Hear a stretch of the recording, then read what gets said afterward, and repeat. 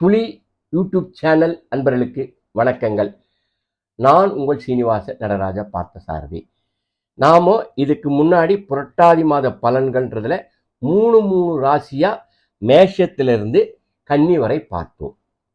இப்போ அடுத்தபடியா துலாம், விருச்சிகம், தனுசு ராசிகளை பற்றி பார்ப்போம். முதல்ல இப்போ துலாம்ல இருந்து ஆரம்பிச்சுக்குவோம்.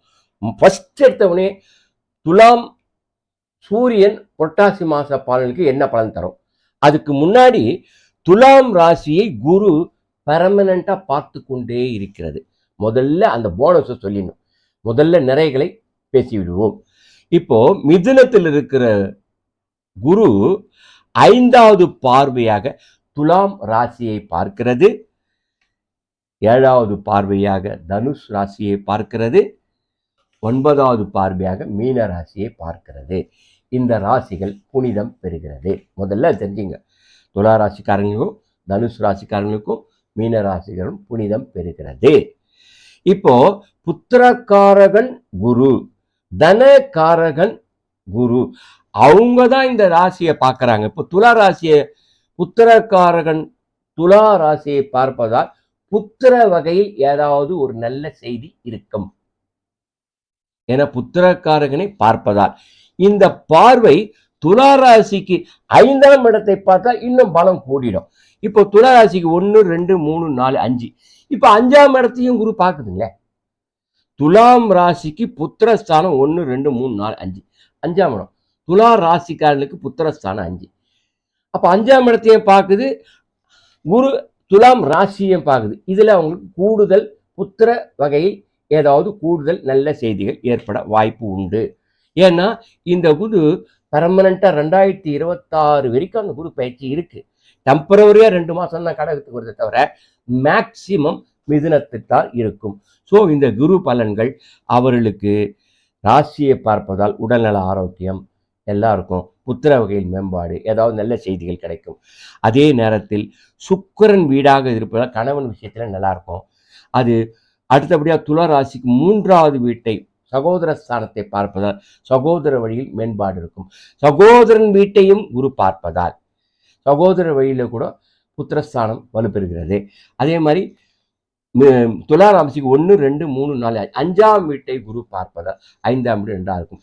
அந்த சனி குரு சனியை பார்ப்ப, ஒருவேளை உத்தியோகம் போன நினைப்பவர்கள் அந்த உத்தியோகத்தான முயற்சிகளை எடுக்கலாம். சனிக்கு இன்னொரு பேர் உத்தியோகக்காரகன் பேர். அந்த உத்தியோகக்காரனை சனி பார்ப்பதால் துலா ராசிக்காரர்கள் உத்தியோக முயற்சியில் ஈடுபடலாம், நல்லா ஈடுபடலாம். எப்பவுமே சனிக்கு குரு பார்வை கிடைக்கணும். அது 5வது வீடா இருக்கும்போது குருவினுடைய பார்வை துலாம் ராசியை பார்த்து அதனுடைய 5ஆம் இடத்தில் இருக்கிற சனி வக்ரமாக இருக்கிறது. அந்த வக்ரம் 2/7/25 முதல் 17/11/25 வரை. அதுக்கப்புறம் நிவர்த்தி ஆகிடும். இருந்தாலும் உத்தியோகக்காரகன் சனி பார்ப்பதால் துலா ராசிகளுக்கு சனி யோகக்காரகன். முதல்ல அதை புரிஞ்சுக்கணும்.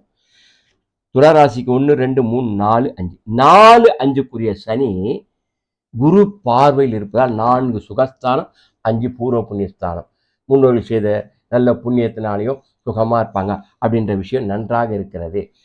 இப்போ அடுத்தபடியா இதே துலாம் ராசிக்கு சூரியன் புரட்டாதி மாத பலன்களை சேர்ந்த சூரியன் எப்படி இருக்கிறது பார்த்தீங்கன்னா, சூரியன் 11ஆம் வீட்டுக்கு ஓனர். துலா ராசிக்கு லாபாதிபதி சூரியன். லாபாதிபதி சூரியன் விரயஸ்தானத்தில் வந்துட்டார். அப்ப லாபத்தை கொடுக்கக்கூடிய சூரியன் விரயஸ்தானத்தில் இருப்பதனால் லாபம் விரயமாக்கப்படுவது.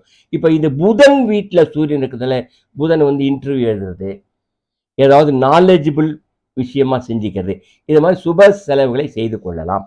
எப்படி ஒன்றாலும் அது புதன்ற போதிக்கிற இருக்கிறதுனால போதிக்கிற தொழிலை கூட பண்ணலாம். ஏன்னா சூரியன் புதன் வீட்டில் இருக்கிறது நன்மைதான். அப்போ சூரியன் 11ஆம் லாபாதிபதி 12இல் இருந்தாலும் நன்மைதான். அது ஒன்றும் கெட்டுடாது. ஏன்னா கூட கேது இல்லை. அதை கூட சேர்ந்த கிரகங்கள் பலன் தரும்போது அது கூட சேர்ந்த கிரகம் புதன் தான் இருக்குதே தவிர சுக்கிரன் 10ஆம் தேதி தான் வரப்போகுது. அதுக்குள்ள இந்த புதன் இங்கே வந்துடும். அதனால இப்போ கன்னி ராசியில சூரியனும் இருந்து கொண்டிருக்கிறது புரட்டாசி மாதம். அதே புரட்டாதி மாதம் புதன் 29/9/25 வரை இருந்து கொண்டுதான் இருக்கும். அப்போ சூரியன் புதன் இணைவதால் மேற்கொண்டு படித்துக் கொள்வதும் படித்துக் கொள்ளலாம். படித்த நாள் ஏதாவது தொழில் பண்ணலாமா, அந்த படிப்பை வச்சு போய் தொழில் பண்ணலாமா, அதற்குரிய இன்டர்வியூலாம் அட்டன் பண்ணலாம். மொத்தத்தில் இது தொழில் ரீதியான ஒரு இன்டர்வியூலாம் அட்டன் பண்ணி சக்ஸஸ்ஃபுல்லாக ஆக்கக்கூடிய காலம். அதனால் இந்த இந்த புரட்டாதி மாத விஷயத்தை ரொம்ப கேர்ஃபுல்லாக நீங்கள் இந்த நேரத்தில் எழுதிங்கன்னா நல்லாயிருக்கும். ஏன்னா புதன் வந்து உச்சமாக இருக்குது. இந்த எழுதுகிற சக்தி கொடுக்கறது புதன் தான். அதனால் புதன் நல்ல சரக்குள்ள கிரகம், நாலேஜபிள் கிரகம். அந்த இடத்துல இன்டர்வியூ எழுதினாலும் அட்டன் பண்ணாலும் சக்ஸஸ் ஆகும். அதனால் இந்த இடத்துல துளாராசிக்காரர்கள் ஏதாவது அட்டன் பண்ணணும்னா தாராளமாக இன்டர்வியூ ஏதாவது அட்டன் பண்ணி கொள்ளலாம். இப்போ அடுத்தபடியாக புதன் துளாராசிக்கு 12வது வீட்டுக்குரிய புதன். அதே நேரத்தில் 12, 11, 10, 9 12 வீட்டுக்குரிய அதிபதி விரயஸ்தானத்தில் உச்சம் பெற்றிருக்கிறது. அப்படின்னா இப்போ 9ஆம் வீடு துளாராசிக்கு 1, 2, 3, 4, 5, 6, 7, 8, 9 9ஆம் வீட்டுக்குரிய அதிபதி பாக்கியஸ்தானம், தகப்பன் ஸ்தானம் சொல்வார்கள். அப்போ தகப்பன் ஸ்தானத்துக்கு பெர்மனண்டா துளாராசிக்கு புதன் தான். அதே மாதிரி விரயஸ்தானாதிபதி ராசிக்கு புதன் தான் விரயஸ்தானாதிபதி. அப்போ தகப்பனுடைய விஷயம் புதனாக இருப்பதால் தகப்பன் கொஞ்சம் நாலேஜபிளா இருப்பார், அறிவு சார்ந்த தகப்பனா இருப்பாரு, கொஞ்சம் படிச்சிருப்பாரு, நாலேஜபிள் கெயின்ஃபுல்லான்னு இருப்பாரு. அதனால இந்த தகப்பன் வந்து எப்பவுமே ஒரு நாலேஜபிள் தலைவராக இருப்பார், ஒரு படிச்சிருப்பார், ஏதோ டிகிரியாவது அதை படிச்சிருப்பார். அப்போ ஒரு நாலேஜபிள் ஒரு எஜுகேட்டட் பர்சனாக தகப்பன் இருந்து கொண்டிருப்பார். அந்த அந்த 9ஆம் வீட்டுக்குரிய புதன் உச்சம் பெறுவதால் இன்னும் கொஞ்சம் கூடுதலா அவருக்கு சலுகைகள் கிடைக்கும். அப்போ தகப்பனுடைய ஸ்தானம் நன்றாக உயர்வடையும். இப்போ அடுத்தபடியா இந்த குருனுடைய பார்வையை பார்த்தோம், சுக்கிரனை பார்த்தோம், புதனை பார்த்தோம். இப்போ விருச்சிக ராசிக்கு வந்து விடுவோம். இப்போ விருச்சிக ராசியின் பலன்களை பார்ப்போம்.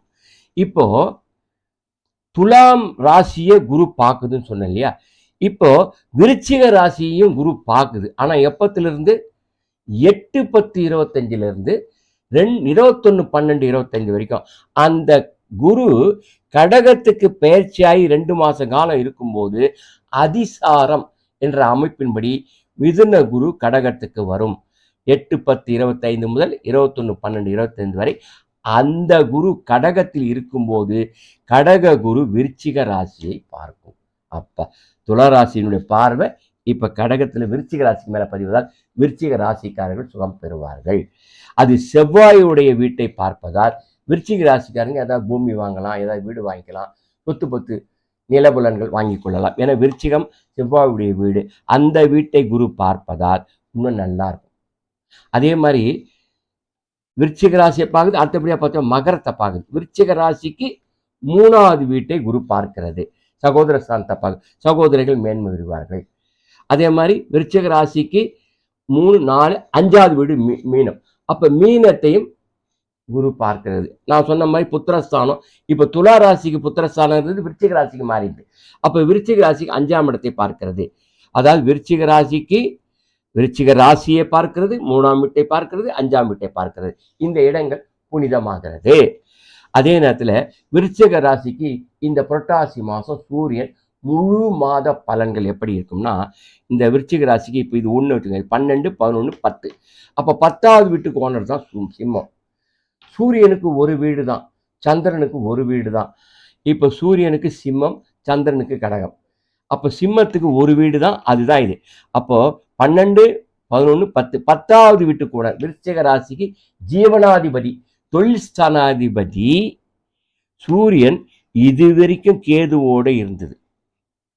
அப்போ தலைமை பண்பு பின்வாங்கிடும், வேலையில் சில பிரச்சனைகள் வந்துடும். என்ன இருந்தாலும் சூரியன் வீட்டில் கேது இருக்கிறது நல்லதல்ல. இப்போ அந்த சூரியன் 11ஆம் வீட்டில இருந்து இங்கே பாருங்க 10லிருந்து 11ஆம் வீட்டுக்கு ஷிஃப்ட் ஆகுது. எப்பவுமே ஜீவனாதிபதி சூரியன் லாபஸ்தானத்தில் வருவது நல்லது, லாபஸ்தானம். அப்போ இந்த இடத்துல இருக்கிற சூரியனை விட இந்த இடத்து சூரியன் மிகப்பெரிய நன்மையை தரும். அப்போ லாபஸ்தானத்துக்கு சூரியன், ஜீவனாதிபதி சூரியனை லாபஸ்தானத்துக்கு வருகிறார். ஜீவன வழியில் அவர்களுக்கு லாபங்கள் ஏற்படும். டியூஷன் கூட சொல்லி சம்பாதிக்கலாம்.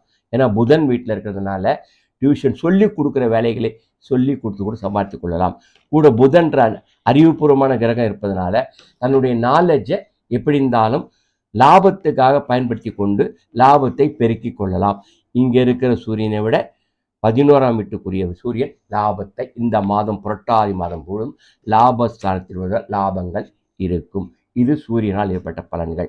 இப்போ விருச்சிக ராசிக்கு புதன், அது புதன் ஆல்ரெடி லாபஸ்தானத்தில் தான் இருக்கு 29/9 வரைக்கும். இப்போ இந்த விருச்சிக ராசிக்கு இது 11, 10, 9, 8 அஷ்டமாதிபதியும் 8வது வீட்டுக்கு ஓனரும் 11ஆம் வீட்டுக்குரிய ஓனரும் புதன் இந்த இடத்துல இருக்கார். 11ஆம் வீட்டில் இருக்கிறார். அஷ்டமாதிபதி லாபஸ்தானத்தில் இருக்கிறார். அப்போ கஷ்டப்பட்டு சம்பாதிக்க வேண்டியிருக்கும். நீங்க ஈஸியா டியூஷன் சொல்லி கொடுத்துட முடியாது, ஈஸியா சம்பாதிச்சிட முடியாது. ஏன்னா அஷ்டமாதிபதி புதன் 29/9/25 வரை இருப்பதால் அந்த பீரியட் வரைக்கும் கொஞ்சம் கஷ்டப்பட்டாவது முயற்சியாக சம்பாதிச்சிடணும். புரியுங்களா? அதனால இந்த முயற்சிகள் புதன் இங்க வந்துச்சுன்னா பிரச்சனை இல்லை. அதனால இந்த புதன் அஷ்டமாதிபதியாக இருப்பதால் லாபஸ்தானத்தில் சூரியன் இருப்பதாலும் உங்களுடைய திறமைகளை இன்னும் கொஞ்சம் வளர்த்துக்கிட்டு கொஞ்சம் முயற்சி செஞ்சீங்கன்னா, கொஞ்சம் ஹார்ட் ஒர்க் பண்ணீங்கன்னா சம்பாதித்து விடலாம். அது புதனுடைய பலன்கள். இப்போ குரு பார்வையை பார்த்தோம், சூரியனுடைய பலன்களை பார்த்தோம், சுக்கிரனுடைய பலன்களை பார்த்தோம், புதனுடைய பலன்களை பார்த்தோம். இப்போது தனுசு ராசியை பார்ப்போம். தனுசு ராசி நிரந்தர குரு பார்த்து கொண்டிருக்கிறார். இந்த தனுசு ராசி பர்மனண்டா மிதுனத்திலிருந்து தனுசு ராசி பார்த்து கொண்டிருக்கிறது. அதாவது தனுசு ராசிக்கு ஓனரே குரு தான். தனுசு ராசியினுடைய அதிபதியே குரு தான். அதிபதியே குரு, ஓனர் இடத்தையே பார்க்கறது மிகப்பெரிய பலம்.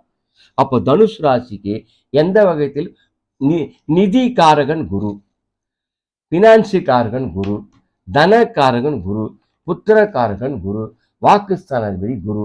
அப்போ பாருங்களேன், இந்த குருவே தனுசு ராசியில் இருக்கிறதால் தனுசு ராசியில பிறந்தவங்க, அது ஆணாக இருந்தாலும் பெண்ணா இருந்தாலும், அம்மா மகனால பெருமை, மகனால சம்பாத்தியம், மகனுக்கும் அம்மாவுக்கும் தொடர்பு ரொம்ப நன்றாக இருக்கும். ஏன்னா புத்திரக்காரகன் குருவே தனுசு ராசியை பார்ப்பதால் தனுசு ராசியை சார்ந்தவர்கள் புத்திரர்களால் பெருமைப்பட்டுக் கொள்ளலாம், மேன்மடையலாம், கொஞ்சம் அண்டர்ஸ்டாண்டிங் இருக்கும், நல்லாவே இருக்கும். அதனால இந்த இடம் குருவால் பார்வை பெற்றிருக்கிறது. அதே மாதிரி குருவுடைய பார்வை தனுசு ராசிக்கு 3ஆம் இடத்தை பார்க்கிறது.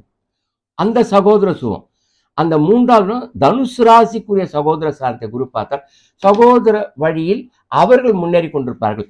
ஆனால் அந்த சகோதர ஸ்தானாதிபதி சனி ராகுவோடு சேர்ந்து இருந்து கேதும் அதை பார்ப்பதால் டிஸ்டன்ஸ் மெயின்டைன் பண்ணும், சகோதரன் கூட இருக்க முடியாது.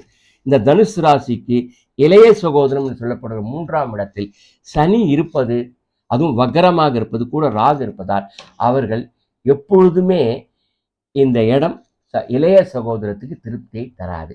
டிஸ்டன்ஸ், ஒருவேளை பிரச்சனையோடு இருப்பாங்க, இல்லை பேசாமல் இருப்பாங்க, இல்லை டிஸ்டன்ஸில் இருப்பாங்க. அப்போ எப்படி பார்த்தாலும் அது சகோதர உறவை டிஸ்டன்ஸில் வைத்துவிடும். அதே நேரத்தில் தனுசு ராசிக்கு 11ஆம் வீட்டை குரு பார்க்கிறது. நிரந்தர குரு, கடக குரு இல்லை, மிதுன குரு. இந்த குரு 11ஆம் லாபஸ்தானத்தை பார்ப்பதால் அது சுக்கிரன் வீட்டில் இருந்து அந்த லாபஸ்தானத்தை குரு பார்த்தால், இந்த கணவன்றதான் சுக்கிரன் பிளானட். இந்த சுக்கிரன் வீட்டை சொல்லும்போது கணவரையும் சேர்த்து சொல்ல வேண்டியது இருக்கும். அப்போ கணவனுடைய சுக்கிரன் வீட்டை லாபாதிபதி குரு பார்ப்பதால் கணவன் மூலமா கூட ஆதாயம் கிடைக்கும். இப்போ கணவன் இடத்துல சுக்கிரன் செவ்வாய் இருக்கு இல்லையா, அப்போ கணவன் கொஞ்சம் உணர்ச்சி வசப்படக்கூடிய டென்ஷன் பெறுவன்னு சொல்லிடலாம். தனுசு ராசிக்கு சுக்கிரன் வீட்டில் செவ்வாய் இருப்பதால் எப்பவுமே செவ்வாய் வீடு புதன், இவங்களுக்கு தனுசு ராசிக்கு கலத்திரஸ்தானாதிபதி புதன். அந்த புதன் இப்போ 12 இந்த தனுசு ராசிக்கு 10 இருக்கு இல்லையா. எப்படி இருந்தாலும் இந்த தனுசுக்காரி கணவருக்கு லாபங்கள் இருக்கும், கணவரால் ஆதாயம் ஏற்படும். ஏன்னா அந்த ஸ்தானத்தை குரு பார்த்துச்சு. அதனால இந்த தனுசு ராசிக்காரர்களுக்கும் இது பெரிய ஏமாற்றத்தை தராது, நல்ல பலன்களை தான் கொடுக்கும். இந்த சூரியனாலும் புரட்டாதி மாதம் பலன்கள் தான் இருக்கும். இந்த சுக்கிரன் பார்வையாலும் புதன் பார்வையாலும் குரு பார்வையாலும் பலன்கள் தான் இருக்கும். மொத்தத்தில் ஆதாயம் அடையக்கூடிய ராசியில் தனுசும் சேர்ந்துவிடும். இதுவரை துலாம், விருச்சிகம், தனுசு ஆகிய ராசிகளின் புரட்டாதி மாத பலன்களை, அதை சார்ந்த அதை தொடர்ந்து வரும் கிரகங்களை பற்றி பார்த்தோம். இனி அடுத்த பதிவில் மற்ற 3 ராசிகளையும், அதாவது மகரம், கும்பம், மீன ராசிகளை பற்றி பார்ப்போம். அதுவரை தங்களிடமிருந்து விடைபெற்றுக் கொள்வது தங்கள் சீனிவாச நடராஜ பார்த்தசாரதி. வாழ்க வையகம், வாழ்க வளமுடன். நன்றி, வணக்கம்.